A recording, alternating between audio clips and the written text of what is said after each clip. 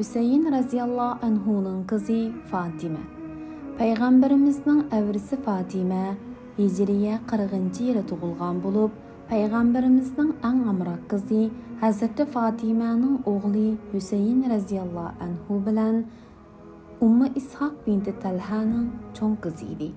Hazreti Fatime Ahl-i Beyt terbiyesinde edep ahlaklık, şermi hayalık, fazileti ve güzellikide çoğun anası Hazreti Fatime'ge varislik kılgan, barlığını Allah razılık üçün beğişlap, atı buğusının izinden menip, takvadarlığı bilen özüde Müslüman bir ayalının obrazını gevdilendirgen Peygamber hanidanının kızıydı.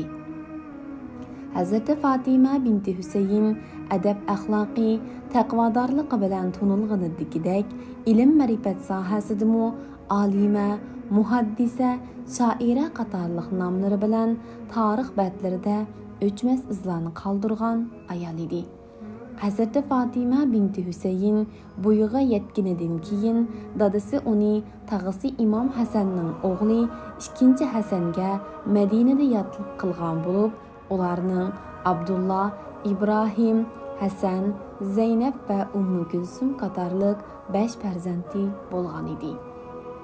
Edep ahlaki, şermi hayasi, tevrenmez imani ve takvadarlığı bilen Peygamber cemaatiga varislik kılgan Hazreti Fatime, ecdadının İslam dininin teşvik kılış yolunda tatkan eziyetlerge okşaş eziyetlerge uçurap duratdi.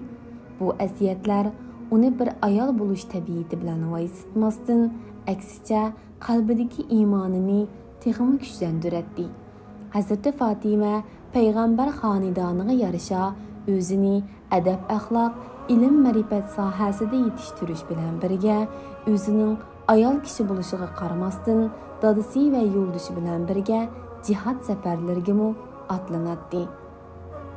Dadısı şehit kılıngan Kerbela vaqasigimi yoldaşı bilen birge qatnaşqan bulup, İmam Hüseyin şehit kılıngandan keyin Haşimilerden bolgan 12 kişi bilen birlikte Yezid ibn Muaviye'nin askerleri tarafından esir edilip onun huzuruga Şam'a ilip kelingandan keyin Yezid ibn Muaviye'nin Peygamber evlatlarına bolgan hürmeti yüzüsüden esirlikten kutkuzulup Medine'ye evatilgan idi. Bütkül hayatını İslam dininin güllünüşü üçün atıgan Hazreti Fatime Kerbela vakasida özünün bu davadaki yol başçısı dadısından ayrılıp kalganıdan uzun ötmeyla yolduşudan mı ayrılıp kaladı. Dava yoludaki yol başçısı ve yülençiklerden ayrılıp kalgan Hazreti Fatime'ye bu ayrılış şunca ağır kelgen bolsumu yanıla bir muslime ayalının obrazıga yarışa sabır kılıp boşaşmay alga ilgirlep mağdu.